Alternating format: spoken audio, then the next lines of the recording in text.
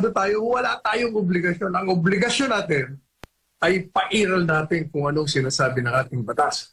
Kaya, Aling Clara, kung nahihirapan ka at nagmumukha kang kawawa, nagmumukha kang tangier tuloy sa mga paliwanag mo, umalis ka na lang dyan para yung tarnished reputation mo, medyo makarecover ka ng konti. Sayang, abogado ka pa naman. Yun na lang gawin mo. Buti pa, magtitiw ka na lang. Sumama ka na doon sa mga tao na naninindigan sa tunay na kalagayan ng bansa. At yung mga pinag-aralan mo sa College of Law, huwag mong kalilimutan kahit saan ka makarating, sapagkat ang integridad ng isang abogado ay umayakap sa kanya at dinadala siya kahit sa panig ng mundo siya pumunta.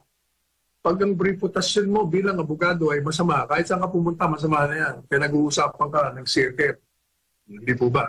Ayan, ang mensahe ko sa mga mensahe niyang pinagtatanggol niya ang mali at iligal. Ayan, maraming salamat po, Attorney Sal. Samantala, walang karapatang magsalita tungkol sa pagkakaroon ng dignidad at pagiging disente. Yan ang matinding banat ni VP Sara Duterte kina Representative Zia Alonto, Adyong at Deputy Majority Leader Paulo Ortega na tinawag niya ring produkto ng warlordism. Si Jason Rubrico magbabalita.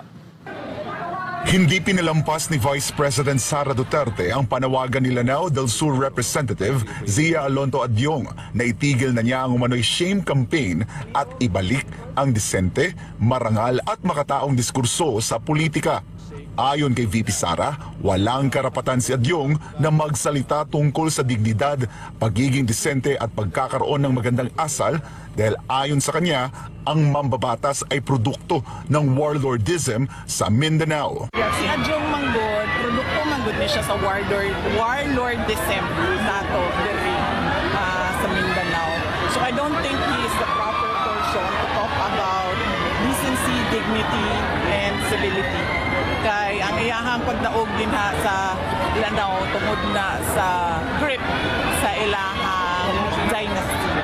Ang tinutukoy ni VP Sara na warlordism ay isang sistemang pamumuno kung saan hawak ng ilang makapangyarihang angkan ang kontrol sa politika gamit ang impluwensya, armas at dominasyon sa seguridad sa lokal na pamahalaan. Hindi rin nakaligtas sa patutsada ni VP Sara si House Deputy Majority Leader Paulo Ortega matapos nitong questionin ang umano'y pananahimik ng Vice Presidente sa gitna ng mga illegal na aktibidad ng China sa Sandy Cay na bahagi ng West Philippine Sea.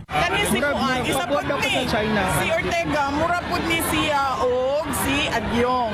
Produkto sa warlord. Si Ortega, maupo na siya si Adyong. Produkto sa warlordism tingi sa ato ang nasod. So, angay niya na mo-adopt po o deafening silence. Kaya wa siya katungod mo abli sa iyang baka. Sinagot din ng bise ang sinabi ni Ortega na tila mas aktibo daw siya sa pagbatiko sa mga kaalyado ng administrasyon kaysa sa pagtindig laban sa mga kilos ng China sa loob ng teritoryo ng Pilipinas. Iginit ng pangalawang Pangulo na malinaw naman ang kanyang paninindigan.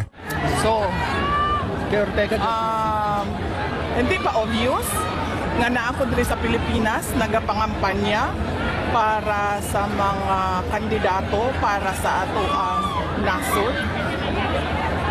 So, of course, I am pro-Philippines and nothing else. Binigyang diin pa ni VP Sara na hindi dapat ibaling ang issue sa China dahil mas mahalagang pag-usapan ang mga napapako umanong pangako ng ilang kandidato, partikular na ang 20 pesos na kada kilo ng bigas. Of course, kung atakihon man ako ang China sa ato ang kampanya diri sa Pilipinas, nga ang problema nato diri ang kawalan ng pagtutupad ng mga pangako, sama na sa 20 ang bugas.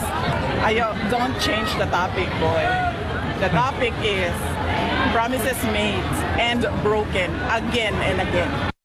Para sa Diyos at sa Pilipinas kumahal, ako si Jason Rubrico, SM9 News. Yan po, attorney, medyo mahang ang salita ni Vice. Ano po masabi ninyo sa dalawang kongresistang yung produkto daw po ng warlordism.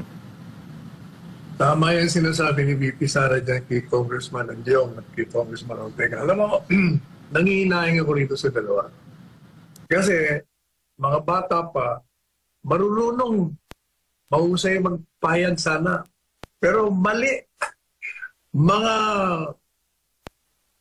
dispalingado lahat ang kanilang mga pahayag laban sa mga Duterte.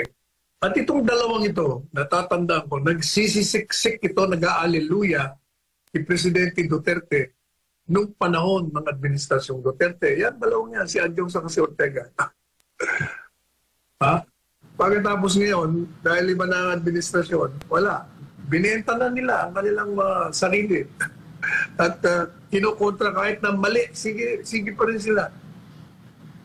Kaya nangihinayang ako. Maganda sana ang mga kinabukasan nito, pero pag ganyan kayo, walang mangyayari sa inyo. Ang tandaan ninyo, Congressman Ortega, kaibigan ko ang pinanggalingan mong lahi.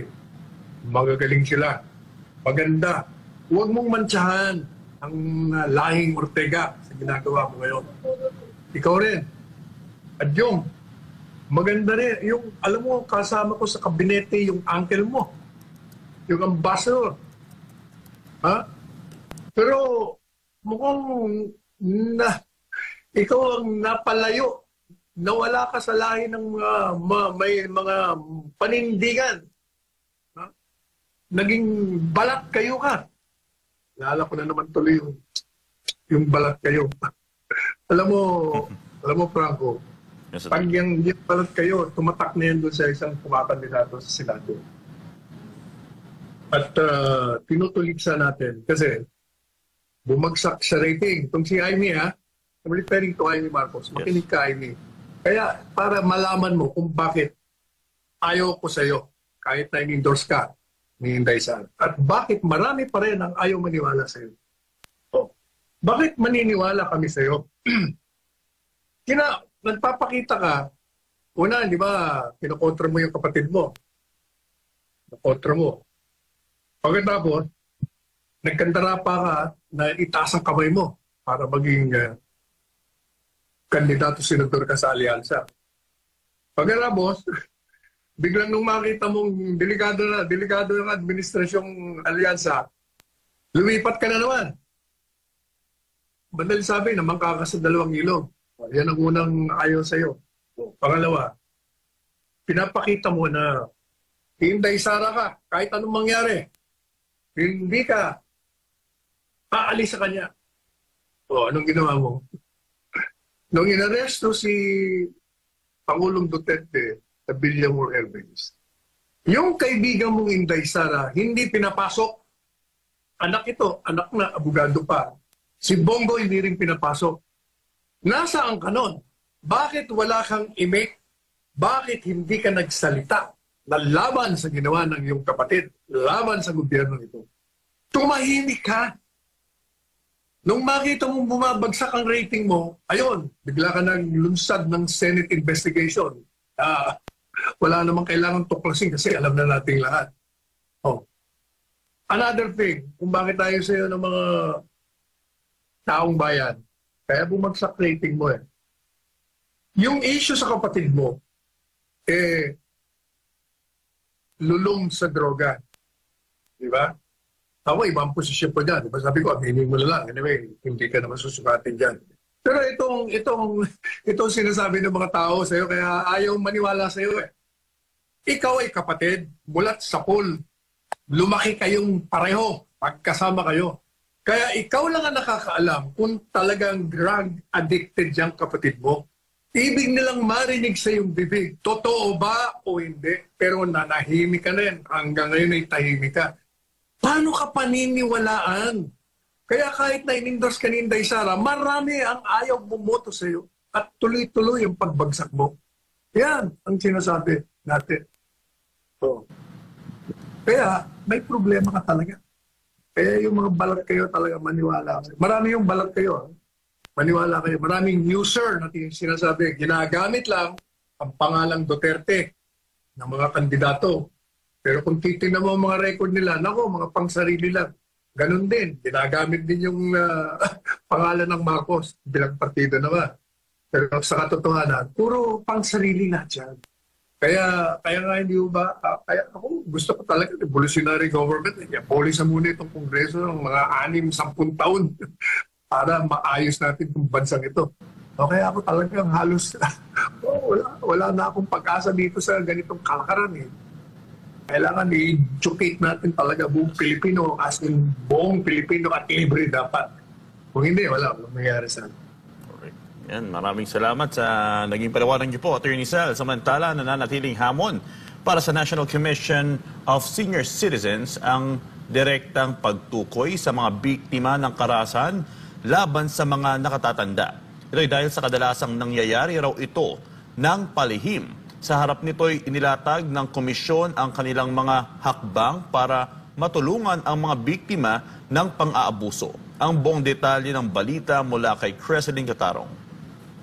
Sa isang bansang kilala sa mataas na paggalang at pagmamahal sa mga nakatatanda, isang mapait na realidad ang kinumpirma ng National Commission of Senior Citizens o NCSC. May mga senior citizens sa Pilipinas na tahimik na nagdurusa. Ayon kay Dr. Mary Jean Noreche, Officer in Charge at Commission Member 4 ng NCSC, tila may takip ang bibig ng lipunan pagdating sa usapin ng karahasan sa senior citizens, isang silent disease na matagal nang umiiral ngunit madalang pag-usapan.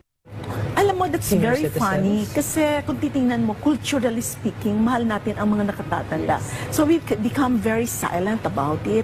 So it's a silent disease in the society na gusto nating ma-address. So we want that out in the open. So Nanguna si Go sa senatorial race sa pagtanggap ng 57% suporta mula sa mga respondent. Tumaas ito ng 2 puntos mula sa 57% sa naunang survey noong Abril 11 hanggang 15. Patunay na patuloy na nagtitiwala ang taong bayan sa kanyang mga advokasya at serbisyo. Kasabay ng kanyang tagumpay sa survey, iginit ni Go ang kahalagahan ng pagkakaroon ng mga kaalyadong lingkod bayan sa Senado para mas mapabilis at maisakatuparan ang mga programang makatao at makamasa. Kaya't nananawagan siya ng buong suporta para sa Duterte, ang 10 kandidato na anyay may tunay na malasakit sa mga ordinaryong Pilipino.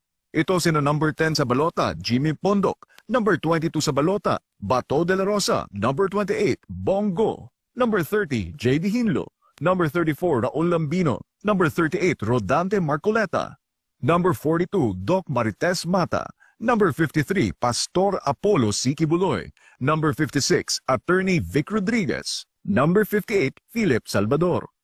Binigyan din ni Go na ang pagkapanalo ng Duterte ay magbibigay daan sa pagpapatuloy ng mga programang tumutugon sa mga pangunahing pangangailangan ng mga Pilipino, mula sa serbisyo medikal at abot-kayang bilihin hanggang sa sapat na pagkain at disente at matatag na hanap buhay.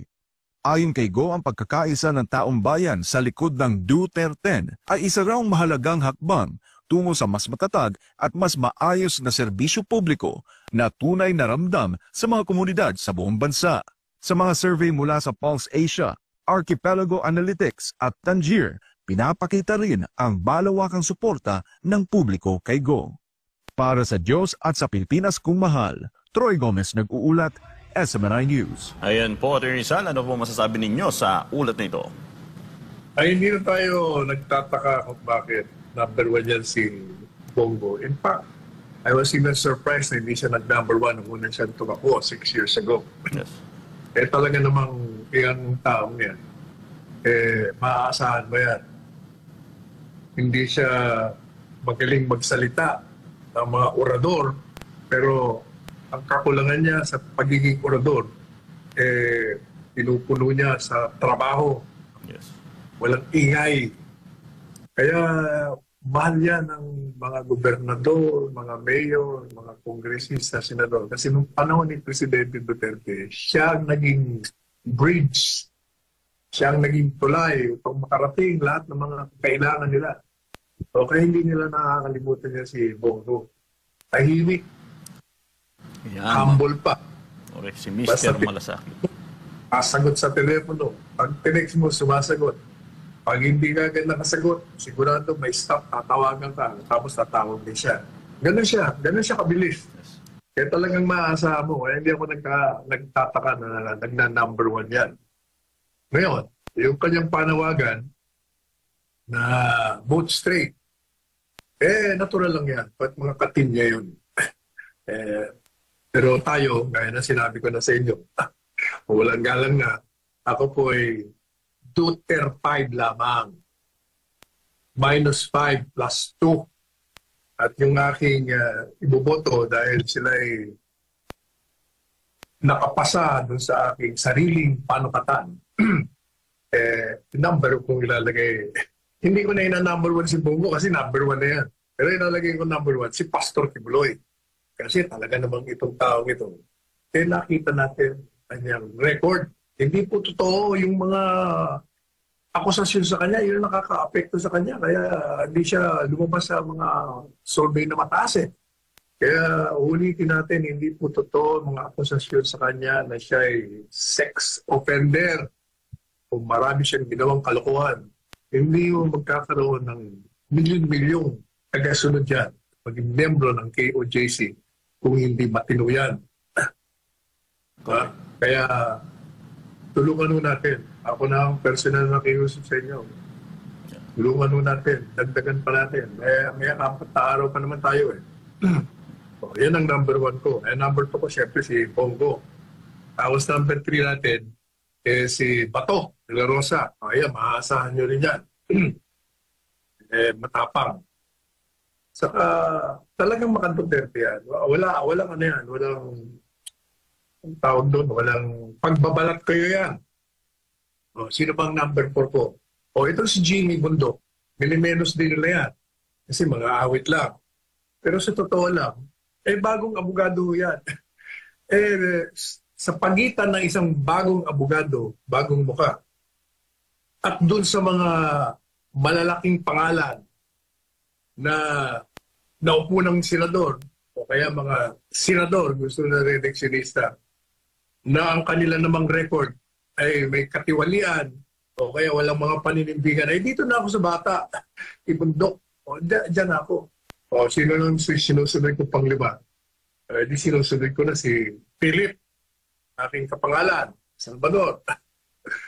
Ito kasi si Philip, habang minimenos din sila, na daw alam, and so forth and so on. Pero itong taong ito, at least ito, between Philip Salvador and those who have serve office using their office to enrich themselves. Ito wala akong nakita nung siya artista pa, nung kasikatan niya, na siya ng abuso bilang isang artista. O kaya, at saka isa pa, baka Duterte talaga ito. Walang kaduda-duda ito kasama niya. Para silang Batman and Robin yan, yung Senador Bongo. Ngayon, meron akong dinagdag dahil 5 ang pinili ko . Yung pinili kong pang-anim ay si Willie Revillame. O yun, minimenos din yan, artista. Wala daw alam. At inaamin niya, wala alam. Pero again, between Willie Revillame at doon sa mga dating senador na mga walang paninindigan o sa mga ibang kandidato na mga tinanggal kung sila ay mga nakaupo pa at hindi naging senador pero mga may hawak ng kapangyarihan. Pero grabe ang kanilang mga katiwalian. Dito na ako kay Willie Revillame. Kasi itong taong ito, napag-alaman ko, nang hindi ko naman siya tinatanong, wala rin siya kinikwento sa akin. Marami pala itong tinutulungan ng hindi niya, walang publicity. Parang sinauna doon, tulong ng tulong, hanggang nabulubi na.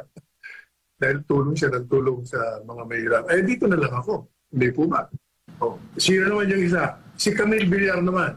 Ito, ang pamilya kong ito, talagang ever since Baka Duterte ito, maraming mga ginawa ito na nasa dugong nila yung pagtulong. Tsaka isa pa, hindi ito isang mayaman, bilyonaryo, na nagkamal ng pera, kagaya ng mga tiwaling kongresista, tiwaling senador, tiwaling membro ng kabinete, o tiwaling kagaya nung dyan sa Marikina, na hindi ba ipaliwanag kung paano siya nagkamal ng mga mamahaling damit, mamahaling pulseras, mamahaling relos, mamahaling bag, mamahaling sapatos, mamahaling sasakyan. Dati lang naman siyang ordinaryong guro. Pagkatapos naging miyembro ng Kongreso, ayan, ngayon tumatakbo diyan sa amin sa bayan ng Marikina. Between these people, itong si Camille na batang-bata, saka ang lahi niya, yung kanyang kapatid na si Mark Villar, naging miyembro ng kabinete sa panahon ng Administrasyong Duterte. At nakita ho natin na magtrabaho, hindi lang yun. Alam niyo, gusto ko sa pamilyang ito, humble, hindi mayayabang, walang self-entitlement. Saka yung pagyaman nila, alam niyo ba na ang parents nito dating mga nagtitinda sa Divisoria ng isda? Doon sila yumaman kaya yun ang mga pinili ko, yung The Magnificent Seven. Ulitin ko sino? Kibuloy, Bongo, Bato, Bundok, Salvador, Revillame, at Villar. Yan po ang akin. Yung mga ibang kandidato, walang galang na, may kanya-kanya po tayong panuntunan. Hindi po nakapasa sa akin yun. Kasi meron akong alam na hindi nyo alam. Kaya tingnan nyo, kahit si Presidente Duterte, may in-endorse na iba. In-endorse niya yung dalawa na wala sa lado ng partido. Wala rin sa lado ng kabila. Pero sa kanyang panuntunan, yung dalawang yon pwede sa kanya. Pero yung kanyang anak, si Inday Sara, iba rin naman ang inendorso. Makikita nyo, ako iba rin. Kasi nga, ganito yan, ang ating batayan yan. Meron tayong talino, meron tayong network ng mga kaibigan, kamag-anak, na pwede nating tanungin ng mga kakilala nila yung mga kandidato. Sino ba yan? Ano ba yan? Ano bang plataforma niyan? Ano bang record niyan? Saka kung nagbabasa tayo ng dyaryo, nanonood tayo sa mga telebisyon, balita, komentaryo, malalaman natin ang mga record niyan.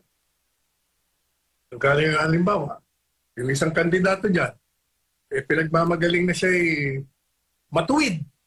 Ayaw niya ng irregular na, ayaw niya ng illegal. Kalaban daw siya ng kasamaan, ng kamalian. Pero tahimik siya. Tahimik dyan sa pagka-aresto kay Presidente Duterte. O sino tinutukoy ko? Si Ping Lacson. Kaibigan ko yan. Binoto ko noon yan. Ngayon, hindi ko siya buboto kasi nga, tahimik Anong ibig sabihin? Wala ka paninindigan. Pangalawa, yung sinulong niya yung una 22 billion na paggawa ng isang building para lang opisinahan ng mga senador sus Mario. Di mo 22 billion, lumobo na ng 32 billion. Anong tawag mo niyan? Di ba corruption yan? Para sa sarili mo? Kaya ayaw ko sa kanya. Meron pa mga iba dyan na Duterte, mga hindi na Duterte, pero hindi makapagsalita, natatakot. Gaya niya itong si Tolentino. Kaya ayaw ko din yan. Kasama natin dati yan. Kaibigan, kasama sa kabinete. Pero sa halip na ipagtanggol, diniin pa itong ating Presidente Duterte. Paano mo bubutuhan yan? Dito na lang ako sa 7. At least ito, alam ko, mga puso nito, mga takbo ng utak nito. Sila may mga matatapat sa kanilang mga sinumpaan. At ang buhay nila, para sa akin, nakita ko malilinis. Yan ang dahilan kung bakit ganyan ang aking naging posisyon sa halalang ito. Ayan, maraming salamat po, Atty. Sal. Samantala, itinanggi ng Malacanang ang pahayag ni Vice Presidente Sara Duterte na dapat managot si Pangulong Ferdinand Marcos Jr. sa umano'y pagpapahintulot na maaresto ang kanyang amang si dating Pangulong Rodrigo Duterte at mailipat ito sa International Criminal Court o ICC. Ayon kay Palace Press Officer Claire Castro, legal at ayon sa mga obligasyon ng Pilipinas bilang kasapi ng Interpol na naging proseso. Dagdag pa niya, ang pagsuko kay Duterte ay bahagi ng pagtugon sa mga kaso ng crimes against humanity, lalo na ng mga umano'y biktima ng extrajudicial killings sa ilalim ng war on drugs. Nilinaw din ng palasyo na hindi ito pagtalikod sa soberanya ng bansa, kundi pagsuko lamang sa isang akusado. Ano po masabi niyo dito, Atty. Sal? Alam mo yan si Palingkera ng Palasyo. Aling Clara, tumali ka na naman. Grado ka pa naman. Alam mo, sa kaibuturan ng iyong puso at isipan, bilang abogado mali, illegal ang ginawa. Gayahin mo si Maynard Guevara. O, di ba? Si Maynard Guevara, binabanatan natin yan ng mga maling ginawa niya. Pero ngayon, ipinakita niya na meron siyang paninindigan. Hindi niya masikmura eh. Walang jurisdiction, pero yung mga nasa baba, pinatupad ang isang illegal. O kaya, nag-recuse. Ibig sabihin, umatras siya. Hindi na niya pinatatanggol yung mga mali. Yes. Pero itong si Aling Clara, nabigyan lamang ng posisyon, ay wala. Bulag. Bulag na bulag. Pinagtatanggol niya ang napaka-obvious, maliwanag na paglabag. Sasabihin niya, wala naman daw kinalaman sa sovereignty. Jesus, Maria Jose. Aling Clara, bakit ka mo may kilalaman? Sapagkat isang mamamayang Pilipino ang isusuko mo sa isang dayuhang hukuman na wala namang jurisdiction dito sa ating bansa. At yan ay sinabi ng principal mo, presidente ng bansa, walang jurisdiction. So kung walang jurisdiction, o di illegal, ang ginawa nilang pag-i-issue ng warrant of arrest sa isang mamamayan ng isang bansa na hindi naman miyembro. That's number one. Yun namang dahilan mo, ini-echo mo yung sinabi ng Presidente Marcos Jr. na tayo ay sumusunod sa obligasyon ng Interpol. Mali na naman kayo dyan. Bakit ka? Yung Interpol ay isa lamang coordinating agency. Ano ba ang trabaho ng coordinating agency? Pag may nakikiusap na isang bansa na miyembro sa Interpol at may gusto silang hulihin, sila ang nagbibigay ng impormasyon kung nasaan. Kasi malawak ang kanilang organisasyon. Nandun sila sa bawat bansa. So sila ang tumutulong, nakikipag-coordinate para mapabilis ang pag-aresto. Yun lang mo ang trabaho nila. Ang nangyari dito, si Pangulong Duterte, itong ICC na walang jurisdiction, mag-issue ng warrant, pinakiusapan ng Interpol na tulungan mo kaming arestuhin yan. O madaling sabi, ginawa niyang ahente ang Interpol na wala namang kapangyarihan. Pinakiusapan lang ng isang principal na walang jurisdiction ang isang ahente. Kung walang jurisdiction ng principal, yung nagutos, paano magkakaroon ng jurisdiction at kapag